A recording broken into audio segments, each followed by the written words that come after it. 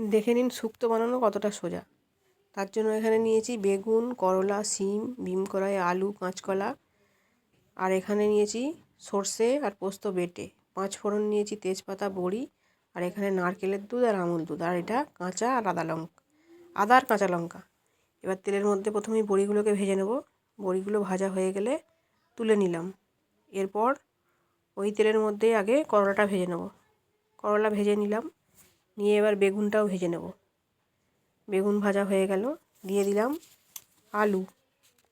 আলুটাও দিয়ে ভালো করে ভেজে নেব।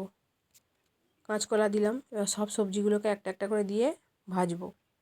এখানে আমি গাজর দিইনি, তারপর রাঙালু দিইনি, আপনারা চাইলে এগুলো দিতে পারেন।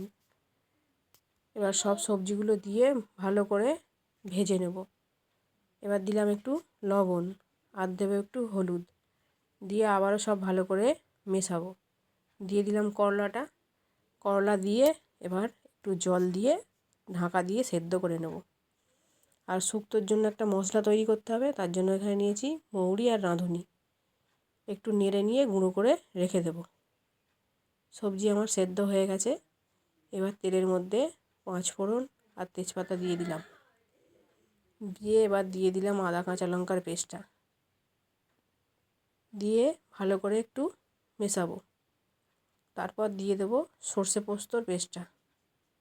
এবার মশলা থেকে কাঁচা গন্ধ চলে গেলে দিয়ে দেবো সেদ্ধ করে রাখা সবজিগুলো, দিয়ে এবার বেশ কিছুক্ষণ ফোটাবো।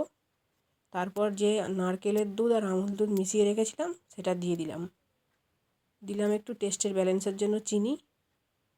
এবার দেব বড়িগুলো, আর দেব ভেজে রাখা ওই গুঁড়ো মশলাটা। এবার সবশেষে একটু ঘি দিয়ে নামিয়ে নিলেই তৈরি হয়ে যাবে